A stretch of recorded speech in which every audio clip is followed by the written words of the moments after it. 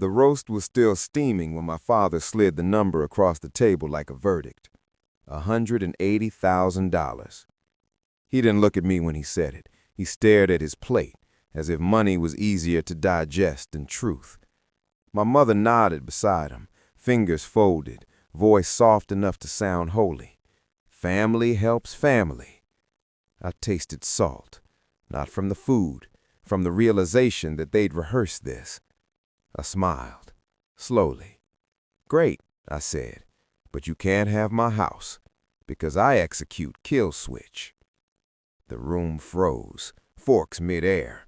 My brother stopped chewing. His prosthetic arm rested on the table like evidence. They didn't know yet. That was the best part. It hadn't always been like this.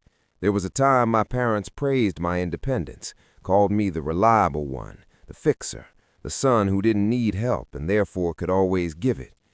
When my brother lost his arm in that accident, his recklessness wrapped in bad luck, I paid the first bills without being asked.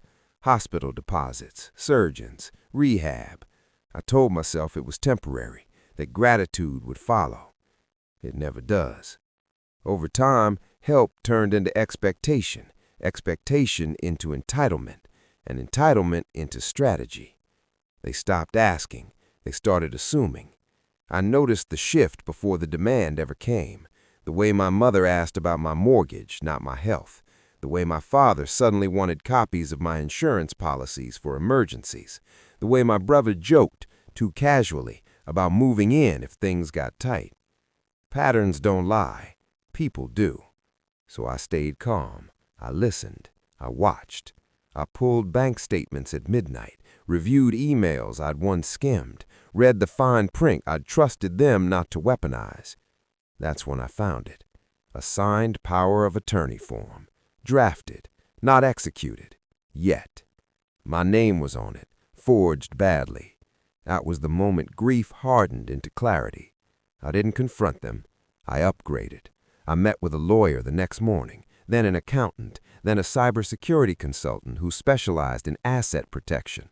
I learned a new language, trusts, triggers, escrows, conditional ownership.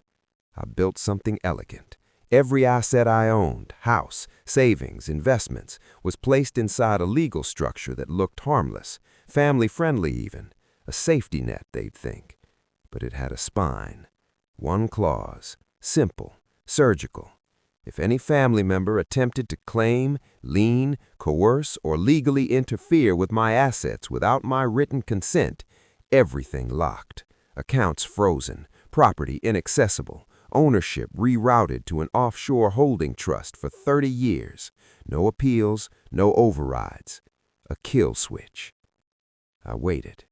Sunday lunch arrived right on schedule. They sat me down like a child, framed it as duty, as love, as inevitability. You make good money, my father said. You don't have kids, my mother added. This wouldn't even hurt you, my brother said, not meeting my eyes. I nodded. Let them finish. Then I told them the truth. I explained the structure, the clause, the trigger. I told them they could have my money, monthly, reasonable, documented, if they never tried to take control. But the house, never. Silence swallowed the table. My father's face tightened. You wouldn't do that to us. I met his gaze, calm, steady. I already did.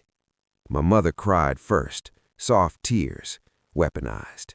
My brother exploded next. Accusations, ungrateful, selfish, cold. Then my father stood up. He said my full name, the one he used when he wanted obedience. This family built you, he said. You owe us. That's when I slid my phone across the table. On the screen, a notification. Unauthorized access attempt detected. Kill switch executed. They stared. The house, my house, was already gone, legally untouchable, a shell they could never crack. My brother's voice broke. What does that mean? I took a breath, let myself feel it. It means, I said, you tried to steal from me before you asked, and now you never will. They left without dessert. That night my phone lit up with messages, threats, guilt, promises, rage dressed as reconciliation. I didn't reply.